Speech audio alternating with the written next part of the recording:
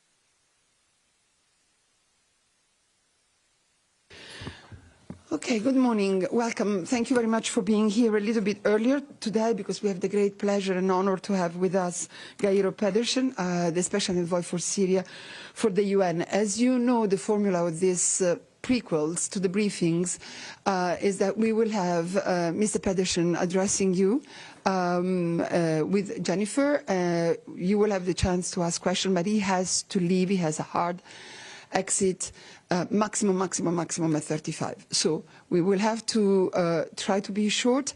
Afterwards, we will have a 2-3 minutes break, and we will go into the regular press briefing. So without further ado, I'll give the floor to Jennifer for a short introduction, and then to Geir. Good morning. Thank you to those of us who are also joining us online. You should have the option for Arabic. Just to note that Mr. Pedersen briefed the Security Council in closed consultations last night. As you will have seen, he has just returned from Doha, where he met with key players, and he was recently in Damascus. After he briefs, we'll have time for a few questions, so please have those ready. Mr. Pedersen. Thank you. Great to see you again. Let me start by saying that what has happened the last few days, no one, absolutely no one, saw this coming. I believe even the armed groups that are now in control of Damascus have been surprised of what has happened. But of course, what we have seen is a watershed moment in Syria's history, with President Assad and his government ousted from power, following what can only be called an extraordinary military offensive that saw Damascus fall within 2 weeks. And of course, what we basically saw was that the military of the Assad regime collapsed. But, and this is important, the situation is still moving fast. Syria is now at a crossroad with great opportunities, but also with grave risks. And we need really to look at both.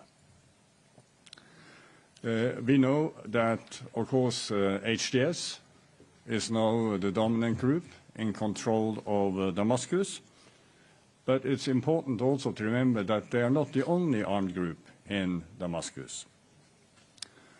After the fall of Aleppo, we saw a very broad range of armed opposition groups that mobilized, including what we will call the Turkish-backed Syrian National Army in the north, and the so-called former Southern Front that obviously came from the south, and also other groups that basically erupted what I would call spontaneously as armed new formations.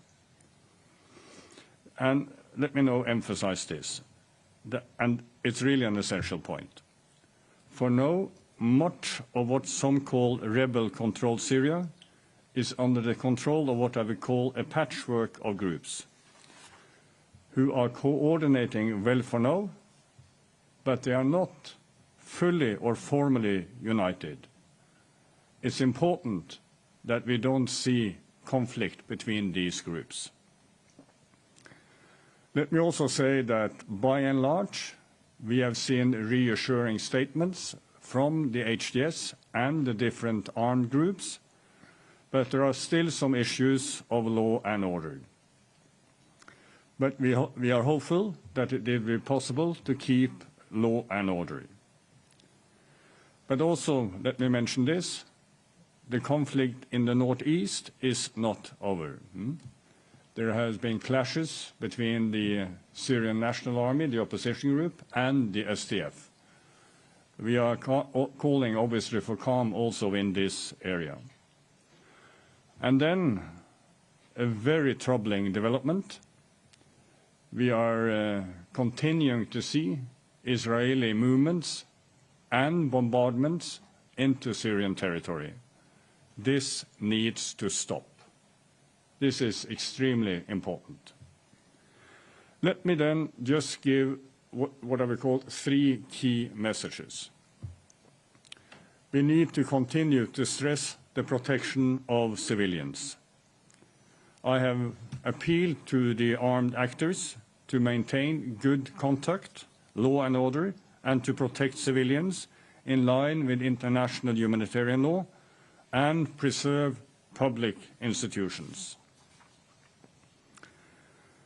And as I said, I've heard positive statements from the HDS and the other armed groups that they intend to continue to reassure civilians that they want to be inclusive, especially with minorities. My second point, linked to what I said a little bit earlier, we need to continue to work for de-escalation.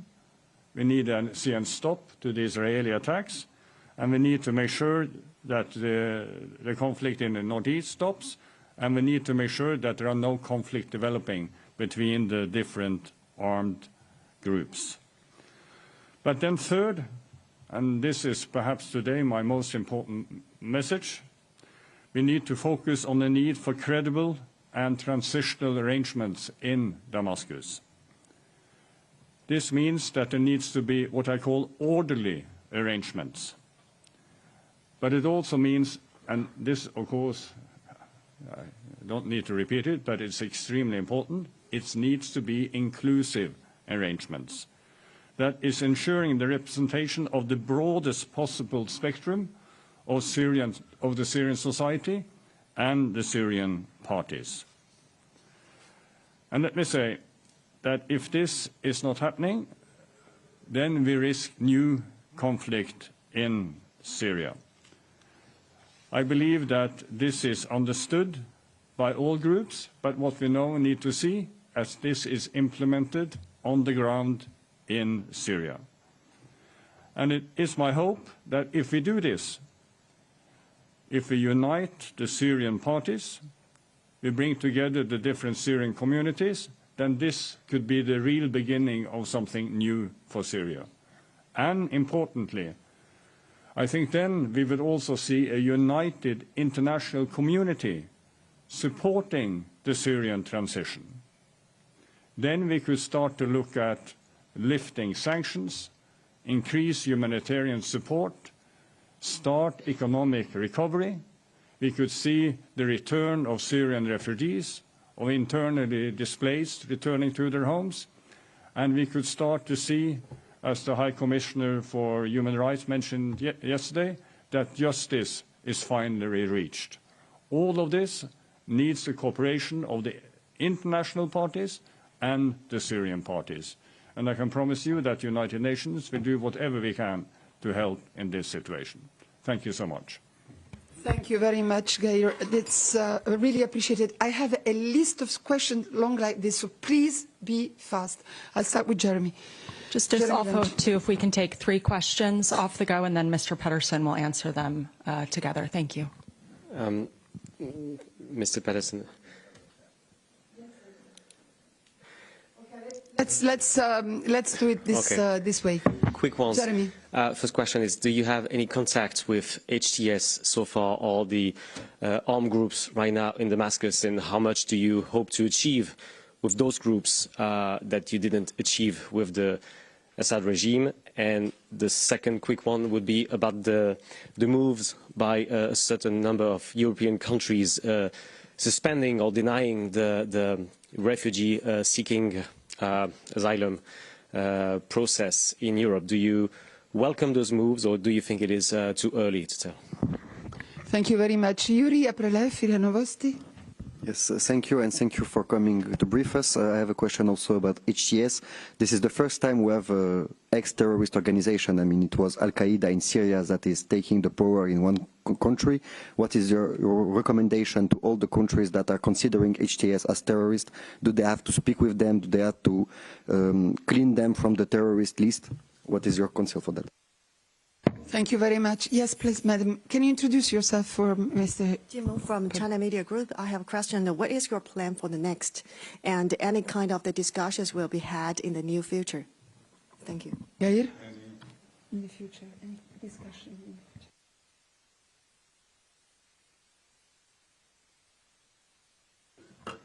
the future? Let me start with the question of HTS. That is obviously a key question. But let me also emphasize, they are not only, as I said, they are not only the armed group that are now in Damascus. So, as you all know, in Security Council Resolution 2254, al-Nusra was listed as a terrorist organization. This is obviously a complicating factor for all of us. But we also have to be honest. We have to look at the facts and to see what has happened during the last 9 years. It is now 9 years since that resolution was adopted. And the reality is, so far, is that the HDS and also the other armed groups have been sending good messages to the Syrian people. They have been sending messages of unity, of inclusiveness, and frankly speaking, also we have seen in Aleppo and in Hama, we have also seen, reassuring things on the ground. But as I stated at the very beginning, there have also been challenges. On Sunday, in particularly in Damascus, there were lootings, there were robberies, there were, invasion of public buildings, of private homes. But this seems to have stopped, and that is a good thing.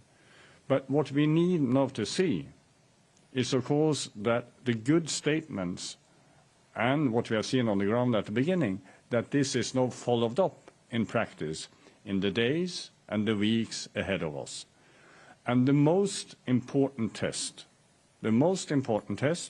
will be how the transitional arrangements in Damascus is organized and implemented. These arrangements, as I have emphasized many times, needs to be inclusive. If they are really inclusive of all the different groups and all the communities in Syria, as I said, then there is a possibility for a new beginning. And then I do believe that the international community will look at the listing of HTS again, because then there is a real change that has happened. And you will also have heard that there are discussions, and I think Giuliani himself mentioned this in an interview with the CNN, that they are discussing the possibility of dismantling HTS. So again, let me emphasize, we are still in what I would call a very fluid period.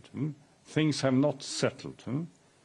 There is a real opportunity for change, but this opportunity needs to be grasped by the Syrians themselves and supported by the UN and the international community.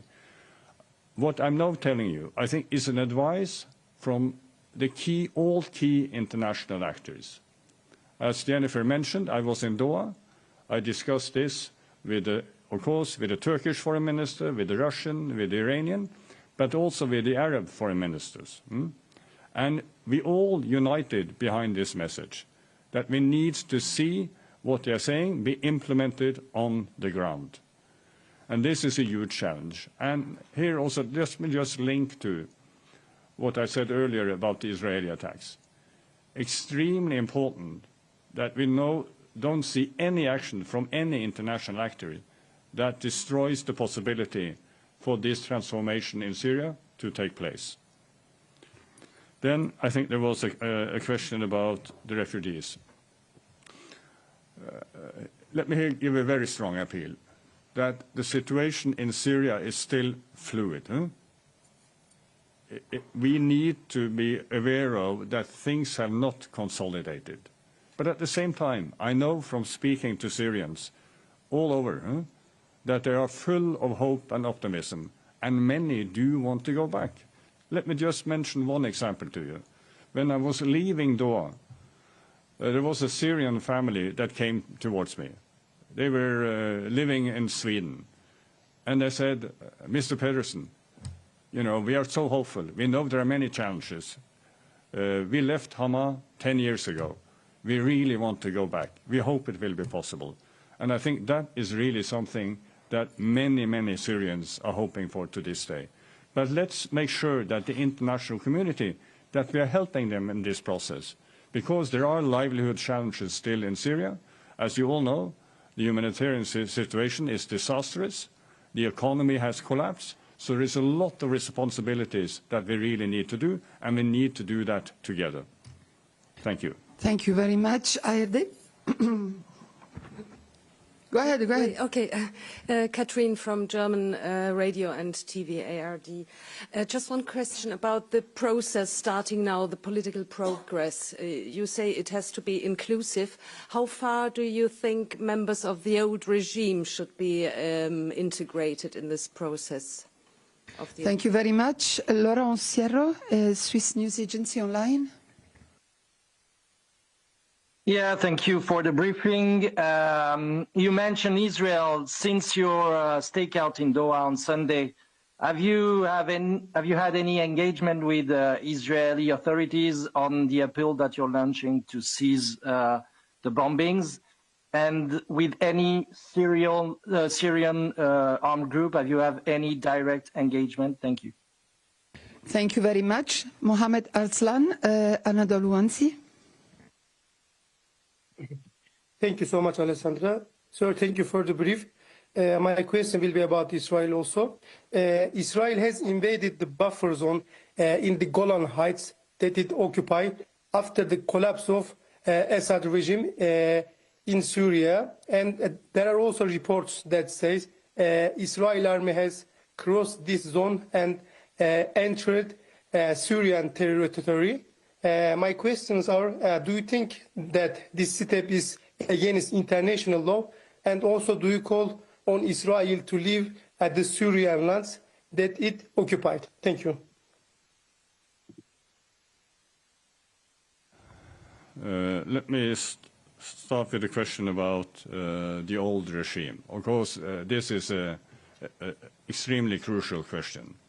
And I think here I have noticed that what's coming out from Damascus is that there is a need for justice, but that there is also a need for working together with people who served within the government structure in Damascus. There is an appeal that state institutions should be kept.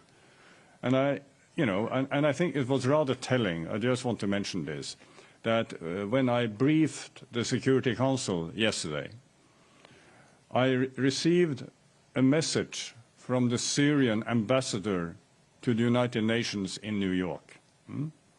And he was then addressing me on behalf of the authorities in Damascus.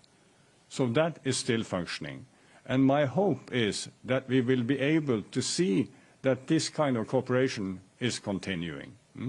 In other words, a focus on the need to keep state institutions and making sure, as I said, that all communities are included. And I think if these principles are followed, the Syrians will be able to sort out the distinctions between these different important questions. Then, as I said on Israel, I am not in contact with the Israelis, but of course the United Nations in New York, they are. And, the peacekeepers on the Golan Heights are, of course, in daily contact with the Israelis. And, of course, the message from New York is the same, that what we're seeing is a violation of the disengagement agreement in 1974. So we will obviously, together with our colleagues in New York, follow this extremely closely in the hours and days ahead. Listen, really appreciate this opportunity to see you again, and let's hope for a better future for Syria. Thank you. Thank you very much. Jennifer, the word of the end? Just in closing, the Deputy Special Envoy for Syria, Ms. Najat Rashdi, is currently convening the Humanitarian Task Force, so we will provide you with any notes from that meeting when it concludes. And we just also want to note that we have observed an increase in media freedom in many areas of Syria in recent days, including many of your colleagues. We acknowledge this development, and we urge all parties to respect media freedom and workers and journalists, emphasizing that they are civilians who must be protected. Thank you. Thank you very much. Please stay. We will wait for 2 minutes for Mr. Pedersen to leave, and we will continue with the briefing. And we will hear from Syria on the humanitarian situation from Jens. Thank you.